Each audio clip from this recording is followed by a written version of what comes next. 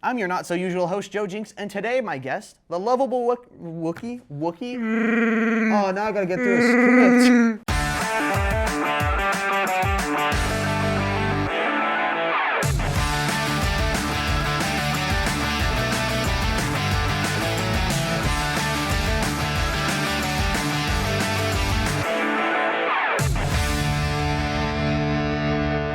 Hello everyone and welcome back to Nerd Central. I'm your host TYRELL CHILDRESS, and without further ado... Tyrell, I finally figured it out. I found a way to get rid of those gamers at Gen 2. What? Whoa. Okay, what are you talking about? Okay, so I had this whole... Hey Porter, just the guy I was looking for. We are officially suing you and Nerd Central, and if you do not appear in court, we will come get you and arrest you. Oh, okay. Also, hold on, you've been served. I have to say that. Okay, can you guys just get out of here right now, okay? Figure it out later on? Okay, let's just kick into the news. First up, Pixar has finally released the trailer for their upcoming film, Elemental. The film follows Ember, a young fire elemental who crosses paths with Wade, an oafish yet lovable water elemental with a fun, loving personality. Eventually, their connection becomes a problem for Ember's father, Bernie, who doesn't approve of the relationship because elements don't mix in society. The animation in this movie is absolutely stunning, but it's the plot that the public is concerned about.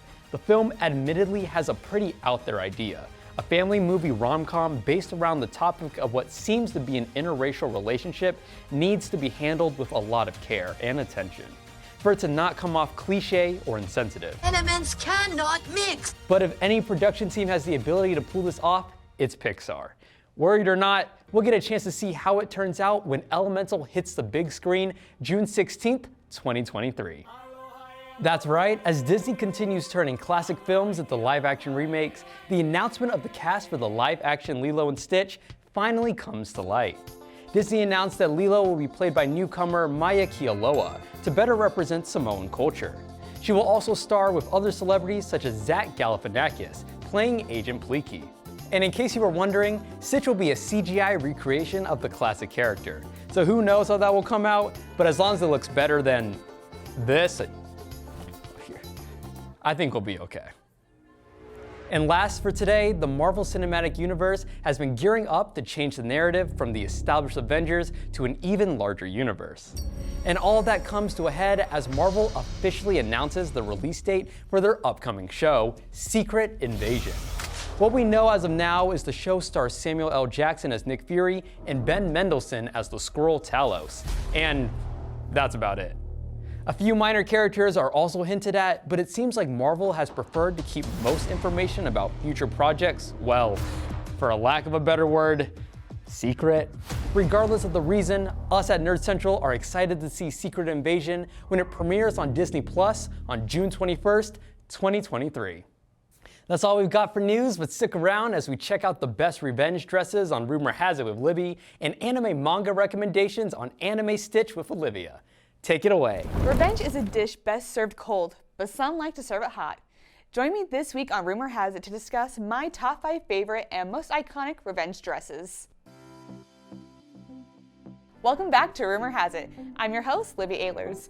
As you might have noticed, things look a little bit different this week. My co-host Bree is actually on a fun vacation in Nashville, so I thought we'd switch it up a little and talk about my top 5 favorite revenge dresses and the stories behind them. Starting off at number 5, Bella Hadid. While this may not have technically been a revenge dress, it's definitely stopped people in their tracks. Back in 2017, Bella Hadid showed up to the Met Gala red carpet event in a full-length backless bodysuit designed by Alexander Wang. So what makes this revengeful? Well, this was after a dramatic breakup with her long-term boyfriend The Weeknd. Not to mention he showed up to the same event with his new girlfriend. Watch out The Weeknd, Bella is looking cold as ice. Up next at number 4, we've got Elizabeth Hurley's iconic Valentino gown after her split with Hugh Grant. These two met while working on set together in 1987 and ended up in a very long-term relationship of 13 years before their breakup in 2000. Hurley's dress featured a plunging neckline, champagne-colored satin, and lots of glitter. Despite their breakup, Hurley and Grant remain close to this day. So maybe it really is Love Actually. Sitting at number 3 is from the legend herself, Miss Mariah Carey. Carey's post-breakup makeover has to be one of the most iconic of our time. After leaving her controlling ex-husband Tommy Mottola, Carrie showed up to the 1997 VMA Awards dressed to impress. Sporting an exposed two-piece dress, she used this piece to reclaim her life. Her ex-husband had a very strong hold on her public image, to the point where he dictated what she wore. She was often seen wearing very modest clothing that she found to be oppressing, but after finding her freedom after separating from her husband gave her the edge in becoming the 90s fashion icon we know her as today. The runner-up on our list goes to Miley Cyrus. We see this primarily in the Flowers music video. This video is directly aimed at her ex-husband Liam Hemsworth after he cheated on her with multiple women. In this video, we see her sporting a Golden Eve Saint Laurent dress. However, regardless of the dress's status, that's not what's giving it its revenge status. What gives it its revenge status is the lyrics she sings while wearing it, as she completely disses the song Liam dedicated to her at their wedding. And the moment we've all been waiting for, number 1 on our list goes to the woman who started it all, Princess Diana. Princess Diana's little black dress broke England's headlines as she wore this to a Vanity Fair party right after her ex-husband King Charles admitted to having an affair. In fact, this dress was actually the first of its kind to coin the term revenge dress. Although this event may have happened 30 years ago, it's timeless and serves as a symbol of female empowerment. Well, that's all the time we have for this week's episode. Be sure to like, comment, and subscribe, and hit that notification bell if you want to hear more from Rumor Has It. I'm your host, Libby EHLERS. See you next week.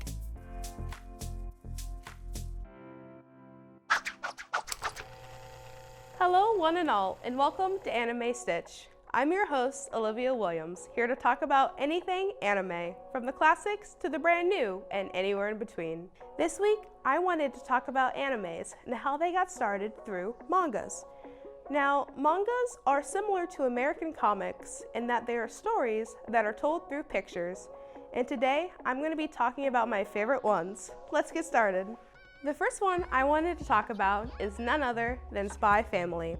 Like many animes you watch today, it started out as a manga that got popular enough for a studio to turn it into an anime.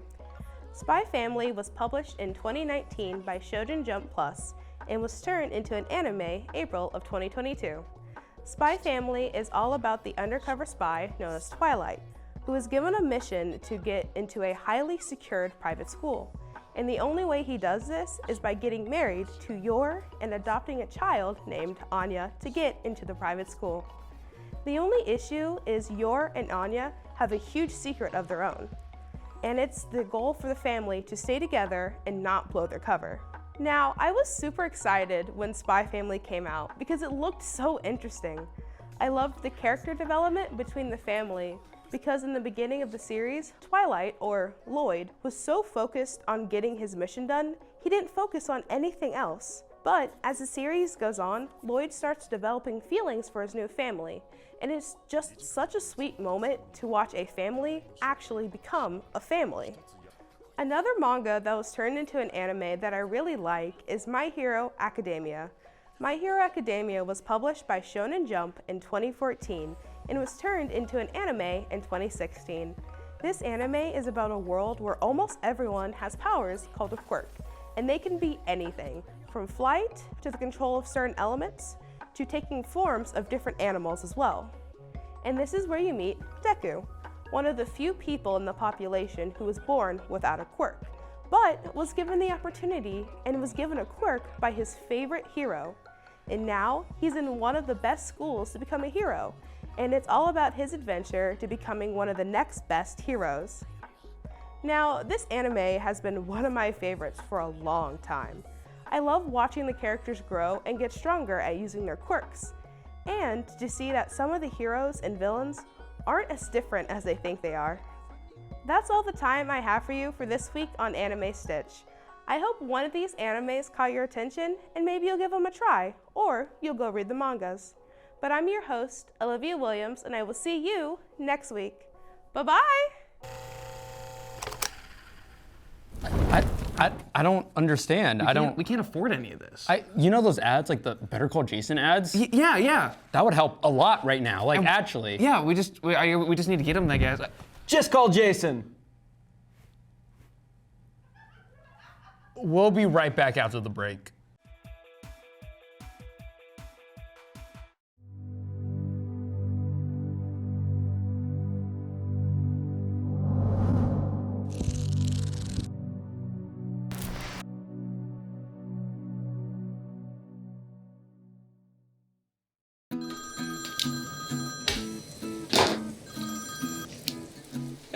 Have you been?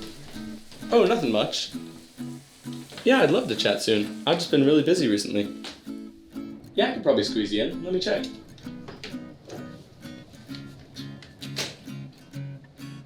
Let's see. How about Wednesday at 6? Alright, sounds good. See you then.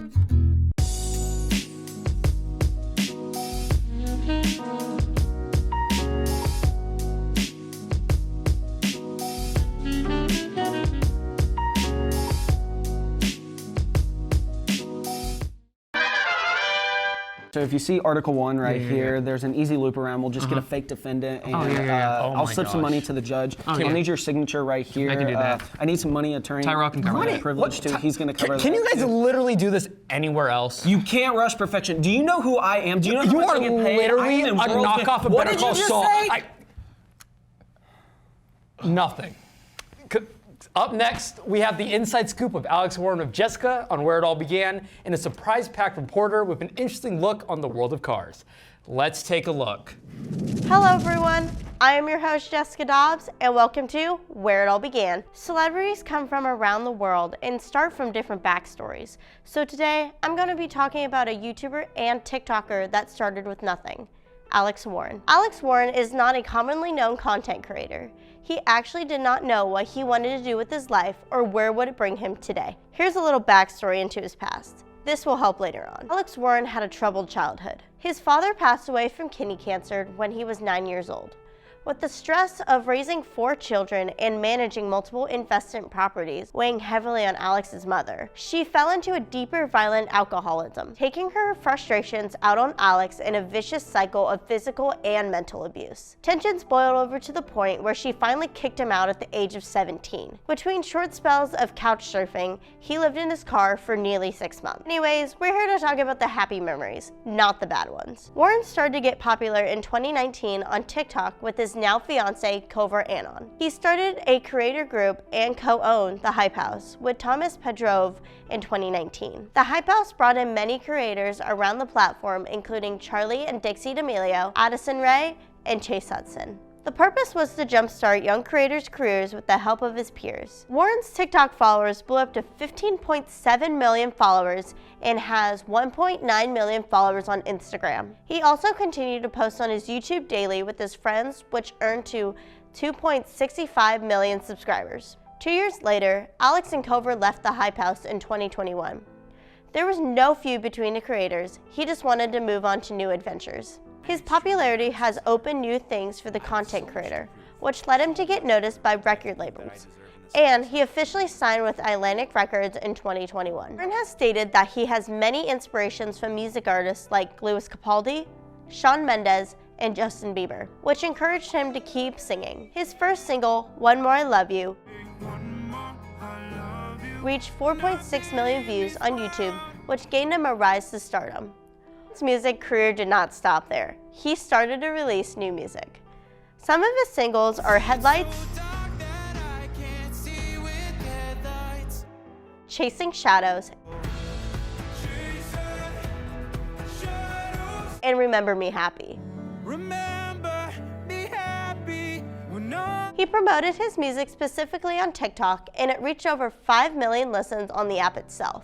If you want my opinion, some of his songs are especially good to scream on a long drive if you're having a rough day after work or class. He recently went on tour with Daniel Seavey from Why Don't We, who I recently talked about in a past episode, which ended up selling out only after a week. That is all the time I have for Where It All Began. Comment down below on who should I talk about in future episodes. Also, make sure to comment, like, and subscribe to KNWT. I am Jessica Dobbs. See you nerds next week. Hello. You may know me as Porter Williams, the producer of the show you're watching now. But today I will be simplifying the implications of media's perplexing scenes, or SIMPS for short.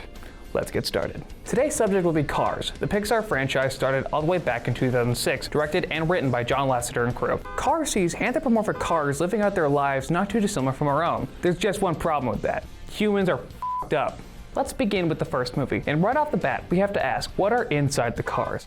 They have eyes, presumably ears, and even tongues. According to Shinichi Iwasaki, a professor of otolaryngology, tongues are distinctly found only in vertebrates, implying that they had a similar evolutionary development to us humans. The only other animals we see in the series are the tractor cows and combine bull, which raises the question of what vehicles can achieve sentience in this world, but that's a whole other topic. We also see a small insectoid car. However, due to its very similar body structure to actual cars, there is the possibility of cars actually being wingless insectoids with carapaces as hard as steel, but I will get to that in a later bit. Now, I'm nervous about Cars 2, because they frankly give us questions that should never have been asked. Let's start light with the conflict between food and fuel. Now, in the first movie, we see that the cars would actually drink oil instead of any sort of food, but in Cars 2, we hear Mater say this. Hey, what you got here that's free? How about that pistachio ice cream? No, wasabi. This implies that they have dairy products, meaning that the tractor cows have mammary glands, thus proving that they're mammals, presumably much like the actual human cars, to say. Now, I'm sure there's actually no massive revelation that fundamentally implies a similar history to our own. They have a car pope. I can't even begin to describe the implications of Abrahamic religion in the Cars universe, the conflicts, the ideological differences.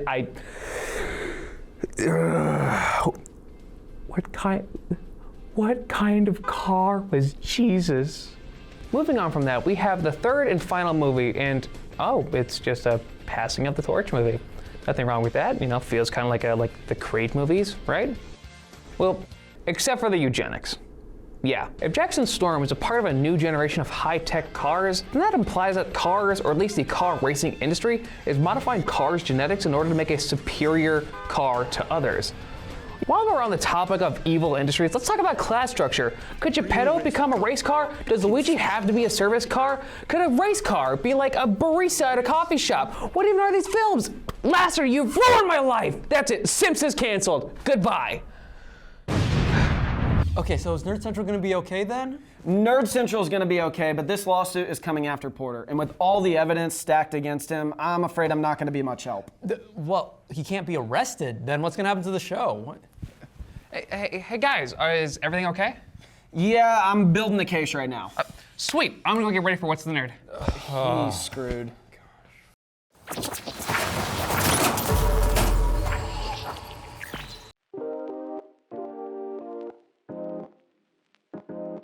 KNWT for Hire is all about sharing a story, a message, and connecting the community. We cover a multitude of events, both within the university and Maryville. We roll in, we set up, and we capture. We're here to offer an experience, not only for those present, but for all.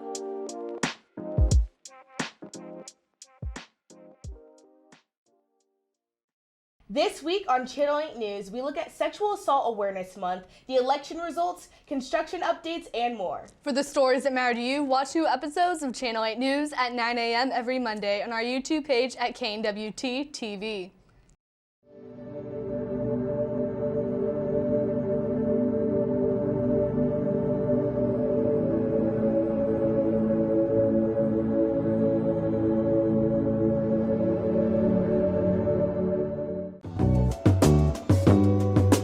Welcome back, everyone, to another episode of What's the Nerd. I'm your not-so-usual host, Joe Jinks, and today my guest, the lovable rookie who now runs the whole operation and technically my boss, Porter Williams. Say hi. Hello! Hi, it's me, Porter. Joe, what the f are you doing here? I am having an interview with you. I'm the host today. You are, yeah. I am. I've noticed that. Yeah. How do you feel about that? Well, the power dynamic has shifted, and my brain's hurting a little. It has. So, my first question, Porter, all right, for you today, is why the plant? Why the plant? I think it just, adds, a splash of color, right? It's like how there's between two ferns, this fern. It has been in every episode of What's, in fact, Libby, can you remove this? What? Hey, we like that plant. The plant's like set decoration. Come on. So it has been in every episode of What's the Nerd. So from what I understand, it's one of the many reasons of you being sued. as it directly rips off Zach Galifianakis Between Two Ferns. And it says here, can I get the file over there? So, thank you. So as it says here, in file 27B, section 9C, that Zach is in fact backing Gen 2 in this lawsuit. Are you the persecutor? Right there. Yeah, let me read that. Jason. Hold it up, Porter. I'm his lawyer. I'm actually gonna be the one looking at this today. Hey, Mr. Holland. Okay. Okay, let me see this. So Porter, it's clear that your inspiration for Nerd Central spans far throughout television. So, as I present here, and as I will show here, you stole a bump from Adult Swim. I made a bump How do you feel inspired about by that? Adult Swim. It's As I inspired recall, by it. as I recall, Yeah. as I recall, What are you getting at, Joseph Jinx?